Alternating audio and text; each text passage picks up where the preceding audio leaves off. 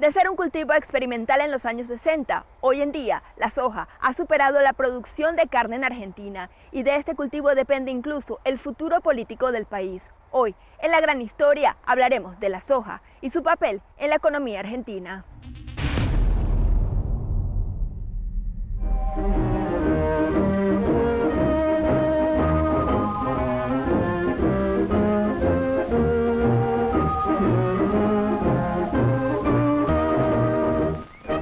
Los primeros ensayos de la soja en Argentina comenzaron a principios del siglo XX, y no fue hasta la década de los 70 que se comenzó a hablar de una fuerte expansión de este grano oleaginoso en el país suramericano. Hoy en día se habla de Argentina como el primer exportador mundial de aceites y harinas de soja, y el tercer exportador de grano en el mundo detrás de Estados Unidos y Brasil.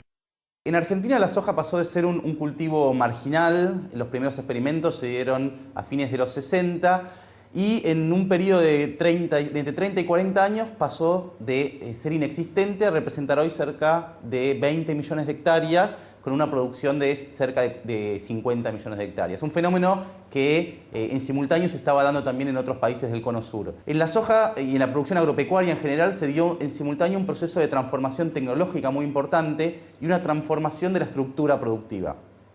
De forma muy resumida, esa transformación fue básicamente un proceso de división del trabajo y de desintegración vertical.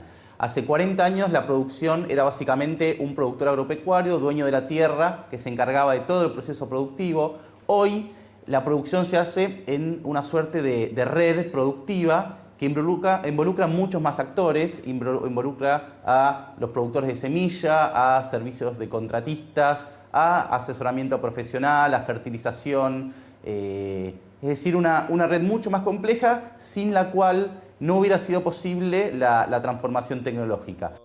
El masivo crecimiento de la producción de soja no solo se limita a Argentina. David McNaughton, director de Soya UK, el más grande suplidor de granos en Reino Unido, nos explicó que desde el año 2000 ha habido una expansión del mercado de la soja a nivel internacional. ¿Qué fue lo que propició el boom de la producción de soja a nivel mundial?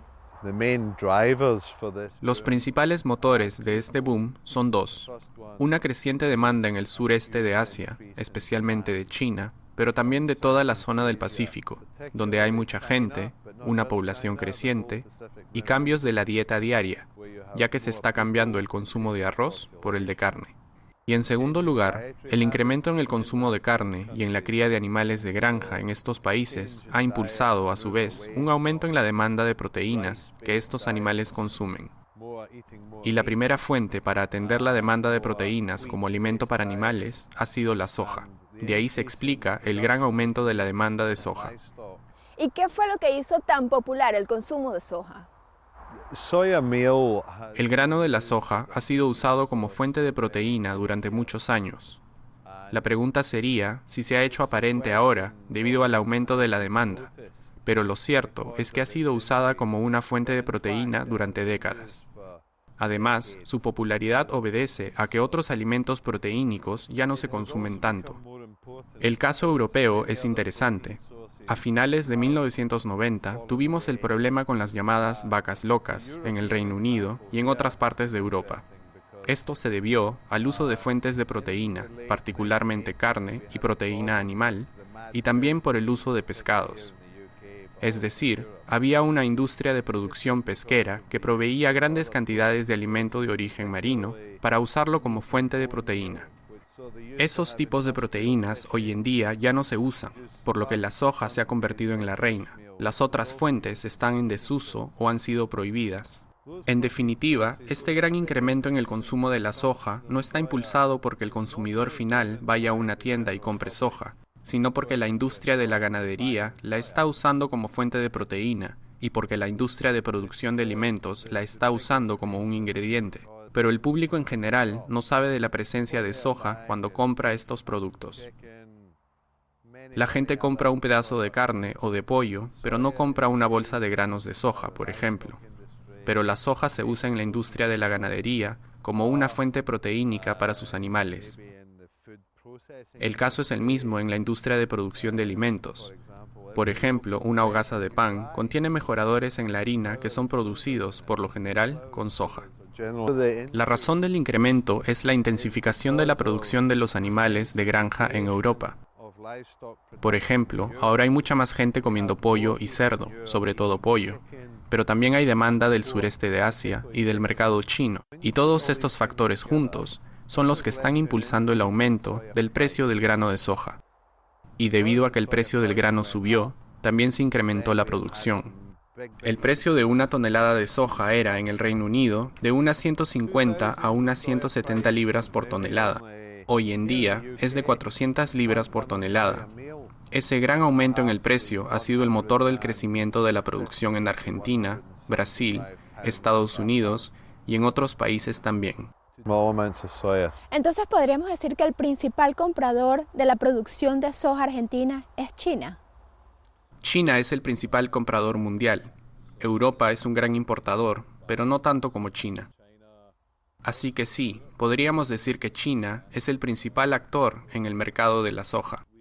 Claro que también hay otros compradores, pero en comparación, solo compran pequeñas cantidades. La soja. La soja es un cultivo originario de China que se introdujo con mucho éxito en los Estados Unidos y desde allí se distribuyó a América del Sur. Se encuentra en zonas templadas y subtropicales. Catalogada como de alto rendimiento, su producto se utiliza para la obtención de aceite y harina, esta última destinada a la alimentación del ganado. La gran rentabilidad de la soja hizo que este cultivo avance de manera indiscriminada, primero en el centro y norte de la región pampeana y más tarde en el norte del país. En la Argentina, entre 1970 y 2006, la superficie dedicada a su explotación pasó de 38.000 a 16 millones de hectáreas.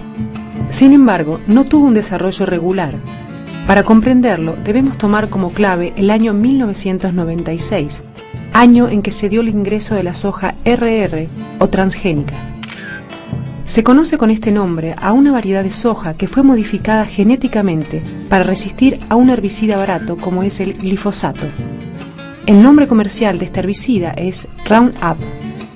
De allí surge la denominación de la soja como RR, resistente al Roundup.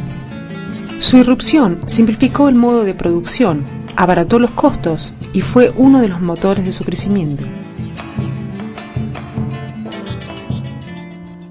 Esto explica por qué, entre 1970 y 1996, la superficie cultivada llegó a 4 millones de hectáreas, y entre 1996 y 2008 aumentó a 17 millones. El fenómeno no se detiene. El avance de la soja hizo que la ganadería cediera sus campos de pastoreo para realizar cultivos. Por eso la mayoría de los animales se crían en corrales. Este modo de producción tiene consecuencias directas sobre el tipo de carne que consumimos.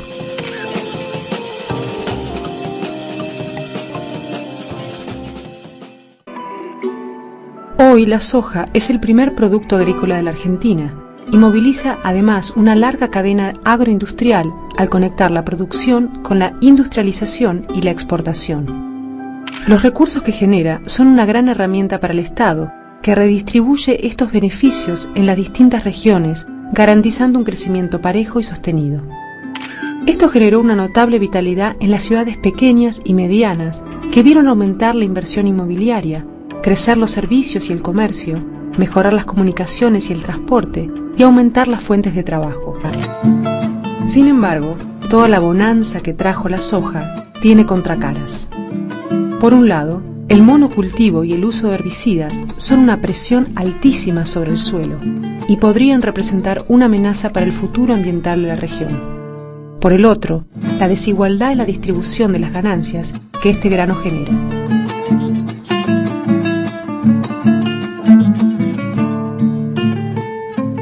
En Pergamino, como en varios lugares de la Argentina, la soja es sinónimo de prosperidad. Sus rentas dinamizan la inversión estatal y vuelven a la población en forma de servicios y obras de infraestructura.